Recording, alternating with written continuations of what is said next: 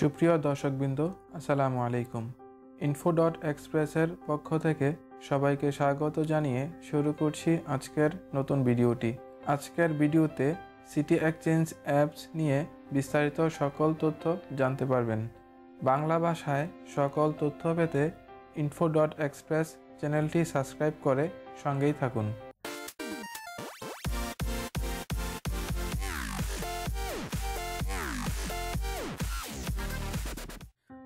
আসসালামু আলাইকুম।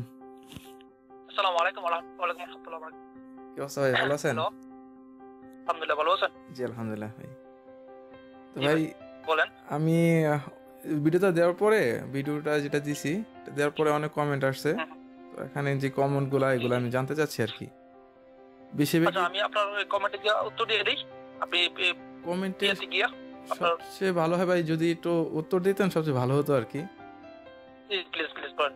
হ্যাঁ আচ্ছা, যারা রেজিস্ট্রেশন করতে পারতেছে না সেটা তো বলছেন আপনার কাছে যোগাযোগ করার জন্য, আপনার সাথে, তাই না? জি জি। আপনার সাথে যাদের যোগাযোগ ছাড়া কি এটা করার কোনো ব্যবস্থা আছে? আমার সাথে যোগাযোগ ছাড়া মেইন ব্রাঞ্চে কন্টাক্ট করতে আর কি। তো আমরা তো বাংলাদেশি স্টাফ, তো আমাদের সাথে কন্টাক্ট করলে মানে সুবিধা হয় আর কি। আচ্ছা আচ্ছা।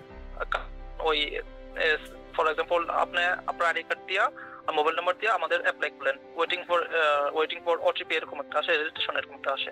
তো আমরা ওই আইডি কার্ড নাম্বারটা মেইন ব্রাঞ্চে দেই, ডিপার্টমেন্টে দেই, তারা ওইখান থেকে অ্যাপ্রুভাল করে দেই, পরে আমাদের বলে আর কি। তো আমরা সেটাই এই কাস্টমারকে বলে দেই, সেম টাইম হয়ে যায়। আচ্ছা আচ্ছা।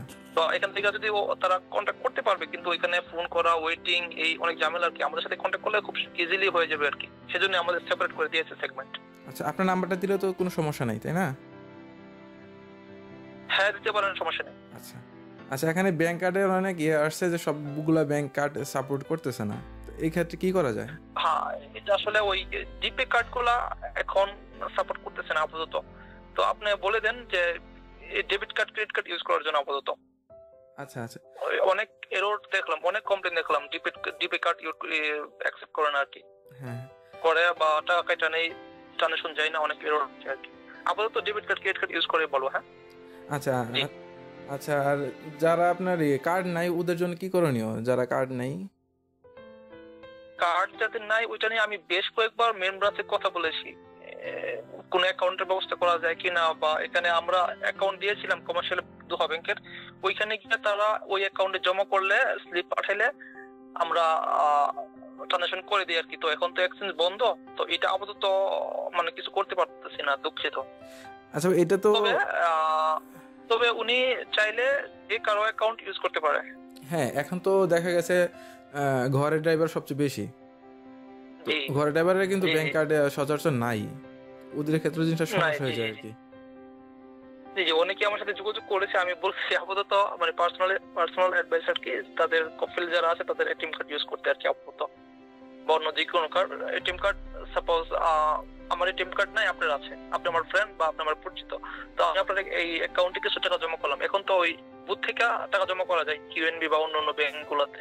তো তারা করে কি, আপনার এটিএম বুথ থেকে জমা করে বা ব্যাংকে জমা দিয়ে ওই এটিএম কার্ড থেকে টাকা পাঠায় আর কি। আচ্ছা আচ্ছা আচ্ছা। ওরেডো মানির তো এটিএম এ টাকা আপনার ডিপোজিট করে টাকা পাঠানো যায়, এরকম কোনো ব্যবস্থা নেই আপনাদের? না, এরকম কোনো ব্যবস্থা আসলে আমাদের নেই, এটা নিয়ে আসলে চিন্তা করতেছি। আচ্ছা আচ্ছা। আমাদের তো আসলে এক্সচেঞ্জ, যদি কোনো ব্যাংক হইতো বা কোনো সংস্থা হতো, এটা আসলে এটা নিয়ে আমি চিন্তা করতেছি, এই কথা বলছি, ইনফর্ম করেছি একবার, দেখি কি করা যায়। আচ্ছা আচ্ছা। আপনি তো বর্তমানে কি 15 রিয়াল কাটতেছেন ব্যাংক চার্জ? না, এখন তো চার্জ ফ্রি।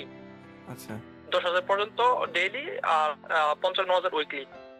আচ্ছা আচ্ছা আচ্ছা। টাকা পাঠানোর পর যদি কারো দেখা যাচ্ছে, হ্যাঁ টাকা পাঠানোর পর অনেকেই দেখা যাচ্ছে যে আপনার এটা ভুল দেয়, অ্যাকাউন্ট নাম্বার ভুল দেয় বা কোন একটা সমস্যা, ওই ক্ষেত্রে কি করতে পারে? ইমিডিয়েটলি বলবেন আমার সাথে যোগাযোগ করতে। আচ্ছা, এটা তো অনলাইন ট্রান্সফার, ইমিডিয়েটলি সাথে আমার সাথে যোগাযোগ করে। আর খুবই কেয়ারফুল, এটা তো আসলে অনলাইন। এমনিতে কোনো এক্সচেঞ্জ থেকে যদি আমরা অফিস থেকে টাকা পাঠাই, সেই ক্ষেত্রে আমরা সাথে সাথে ক্যান্সেল করতে পারি, ম্যানুয়ালি পাঠাই আর কি, অ্যাপ্রুভ রাত্রেবেলা করি। তো এটা তো আসলে সাথে সাথে চলে যায়, অ্যাপ্রুভও হয়ে যায়, মোবাইলে এসএমএস আসে, এই ট্রানজাকশন অ্যাপ্রুভড সাকসেসফুলি। তো সেই ক্ষেত্রে একটু কেয়ারফুল হতে হবে আর কি। আচ্ছা, তো এখানে সাথে সাথে আমার সাথে যোগাযোগ করে। অ্যাপসে দেখলাম একটা ক্যান্সেল রেমিটেন্স অপশন আছে, ওইটাতে কি কিছু করা যাবে? ওইখানে আপাতত যদি অ্যাপ্রুভ হওয়ার আগে উনি সাথে সাথে ক্যান্সেল রিকোয়েস্ট পাঠিয়ে দেখতে পারে। এটা এখনো এই পর্যন্ত ট্রাই করা হয়নি, এটা আমরা ওই অফিস থেকে মানে এইচআর ডিপার্টমেন্ট থেকে তারা করে দেয় আর কি। আচ্ছা আচ্ছা, তো এটা নাও হতে পারে, বেস্ট হয় আমাদের ইনফর্ম করলে। আচ্ছা, তো সিটি এক্সচেঞ্জ দিয়ে কি আপনার পিন নাম্বার টাকা পাঠানো যায়, এরকম ব্যবস্থা আছে বর্তমানে? না না, পিন নাম্বার ক্যাশ পিকআপ এখনো অ্যাক্টিভ হয়নি, সিস্টেমে আছে কিন্তু এমনিতে আমরা অ্যাক্টিভ করি। হ্যাঁ অবশ্যই আসবে, খুব শীঘ্রই আসবে ইনশাআল্লাহ। আচ্ছা, দৈনিক কি 10,000 টাকা বলছেন আপনি? দৈনিক 10,000 রিয়াল করে, মানে পার ট্রানজাকশন করলে ভালো হয় আর কি। 10,000 করে পাঠাতে পারেন, এক নামে দুইবার না, মাল্টিপল হবে না, ভিন্ন ভিন্ন বেনিফিশিয়ারিতে পাঠাতে পারেন। আর বাংলাদেশ তো 1.5 লক্ষ টাকার উপরে পাঠালে প্রণোদনা দেয় না। হ্যাঁ হ্যাঁ, তো 1.5 লক্ষ টাকার নিচে পাঠালেই ভালো আর কি। আচ্ছা আচ্ছা, এটা মনে করেন অনেকগুলো বাংলাদেশি কেউ যদি নিজের অ্যাপসটা ব্যবহার করে ইন্ডিয়া পাকিস্তান টাকা পাঠাতে যায়, ওই ক্ষেত্রে কি পারবে নাকি না সমস্যা হবে? না, এখানে তো আসলে একটা রেস্ট্রিকশন ছিল, আপনার এক দেশের নাগরিক কোনো দেশে টাকা পাঠাতে পারে না ভ্যালিড রিজন ছাড়া। কিছুদিন আগে নিয়ম আসছিল আর কি, পাকিস্তান আর শ্রীলঙ্কা তো কেউ পাঠাতে পারে না, ইভেন কাতারিও পারে না। আর যদি কাতারি হয়, যদি অনার হয়, তাহলে অন্য যে কোনো দেশে টাকা পাঠাতে পারবে, যদি তার হাউসমেট ড্রাইভার এরকম কেউ হয় আর কি। এমনিতে বেসিক্যালি আমি বাংলাদেশে, আমি পাকিস্তান বা ইন্ডিয়া, যদি আমার ফ্যামিলি মেম্বার কেউ থাকে ওইখানে কোনো ভ্যালিড রিজন থাকে, সেই ক্ষেত্রে পাঠানো যাবে। 1-2 বার এটা ট্রাই করা যায় আর কি, রেয়ার না, মানে বারবার যাবে না। এখানে দেখা যাচ্ছে যে অনেকে এটা নিয়ে একটা বিজনেস শুরু করছে, দেখা যাচ্ছে এটা অনেক করতে যায় আর কি। বুঝতে পারছি, জি জি জি বুঝতে পারছি। এটা আসলে এমনিতে সম্ভব না এখন। এটা তো নিজের উপরে সমস্যা হবে, তাই না? অবশ্যই অবশ্যই। হ্যাঁ হ্যাঁ। আচ্ছা, এখানে আরেকটা বিষয় জানতে চাচ্ছি যে ক্যান্সেল রেমিটেন্স যদি হয়, যেটাতে আছে অ্যাপসে, ওটা করার পর যদি ক্যান্সেল হয়, তো টাকাটা আমি কিভাবে পাবো? টাকাটা প্রবাবলি আপনার ওই, আসলে এটা করা হয়নি, এটা এভাবে কখনো ক্যান্সেল করা হয়নি, এটা একটু জানতে হবে আমার ম্যানেজমেন্ট থেকে।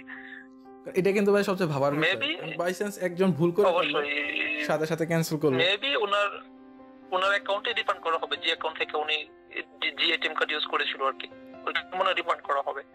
যাই হোক, আমি ওইটা নিয়ে আমি দেখি ক্যান্সেল করার সিস্টেম আছে কিনা, আগে এটা জানি। আচ্ছা আচ্ছা ভাই, একটা বিষয় জানার, মনে করেন যদি হয় ক্যান্সেল করার সিস্টেমটা ওকে আছে বা করলো, রিটার্নটা কতদিন মাঝে আসতে পারে, যে কতদিনের মধ্যে টাকাটা?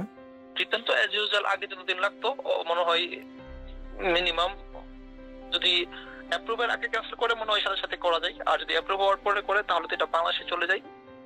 অনেক ক্ষেত্রে, বেশিরভাগ ক্ষেত্রে যদি অ্যাকাউন্ট নাম্বার অন্য অ্যাকাউন্টে ম্যাচ হয়ে যায়, তাহলে কিন্তু অন্য অ্যাকাউন্টে টাকা চলে যায়, সেক্ষেত্রে না পাওয়ার সম্ভাবনা বেশি, যদি অন্য অ্যাকাউন্টে টাকা জমা হয়ে যায়, যদি উনি তুলে ফেলে।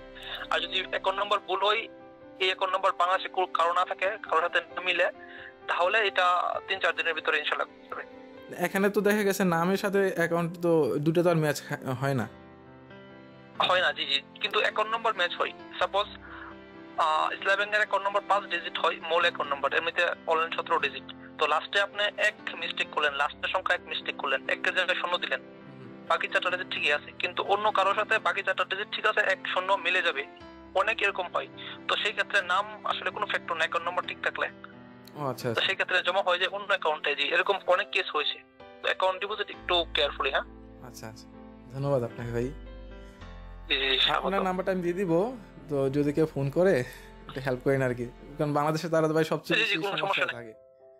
জি, বেস্ট হয় যদি আমাকে, যদি ওই আসলে কাস্টমারের সাথে অনেক সময় কথা বলা যায়, তো যদি আমাকে হোয়াটসঅ্যাপে যদি মেসেজ দেয় তাহলে সবচেয়ে বেস্ট হয় আর কি, আমি উত্তর দিতে পারি আর কি। অনেক সাথে মানে অল্প সময় অনেকের সাথে কন্ট্যাক্ট করতে পারি আর কি, সমস্যা নাই, কল দিলে সমস্যা নাই, তবে হোয়াটসঅ্যাপে মেসেজ দিলে বেস্ট আর কি। হ্যাঁ, আমি বলেই দিব যাতে আপনাকে হোয়াটসঅ্যাপে যাতে মেসেজ করে। জি জি জি প্লিজ। ওকে ভাই, আরেকটা বিষয় জানার ছিল, সরি। G please. আপনার অ্যাপসটা ইউজ করে কি বাংলাদেশে যে এজেন্ট, যে ব্যাংকিং গুলো আছে, যেমন ইসলামী ব্যাংক এজেন্ট এবং ডাচ বাংলা এজেন্ট ব্যাংকিং, ওইগুলোতে পাঠালে কি 3% পাওয়া যাবে? এজেন্ট ব্যাংকিং এর ইয়াগুলো আসলে অ্যাপসের মধ্যে আমি খুঁজে পাইনি 3%। আপনার আমাদের তো সিটি ব্যাংকে কালেকশন, তো সিটি ব্যাংক থ্রু যায় আর কি। তো ডাচ বাংলা ইসলামী ব্যাংক যদি ওই ব্যাংকে ডাইরেক্ট পাঠানো যায় কোন এখান থেকে, তাদের ডাইরেক্ট, যেমন আল জাজিরা মনে হয় ডাইরেক্ট ইসলামী ব্যাংকে ডাইরেক্ট পাঠালে তারা ওইটা বল দেয় আর কি, যে আমাদের তো আসলে সিটি ব্যাংকের মাধ্যমে সব লেনদেন হয়, তো 2% পাবে আর কি। আচ্ছা আচ্ছা, এখন কি পাঠানো যাবে ওই অ্যাপসের মাধ্যমে? আছে সিস্টেমটা? অ্যাপসের মাধ্যমে এজেন্ট ব্যাংকিং? হ্যাঁ এজেন্ট ব্যাংকিং সিস্টেমটা আসলে নেই বল ভাই, তো ব্রাঞ্চের নাম আছে। আচ্ছা আচ্ছা, ওকে, ধন্যবাদ ভাই, আপনাকে অনেক ধন্যবাদ সময় দেওয়ার জন্য। ওকে ভাই, স্বাগতম। আমি দেখি, আমি যদি ক্যান্সেলের ব্যাপারে কোনো রিপোর্ট পাই আমি আপনাকে অবশ্যই হোয়াটসঅ্যাপে নক করবো। হ্যাঁ, অবশ্যই ধন্যবাদ আপনাকে। জি, ওকে ওকে, আসসালামু আলাইকুম। আরও বিস্তারিত জানতে ভিডিও স্ক্রিনে দেখা নাম্বারে হোয়াটসঅ্যাপে SMS করুন। ভিডিওটি ভালো লেগে থাকলে লাইক করুন, কমেন্ট করুন, সাবস্ক্রাইব করে info.express এর সঙ্গেই থাকুন। ধন্যবাদ।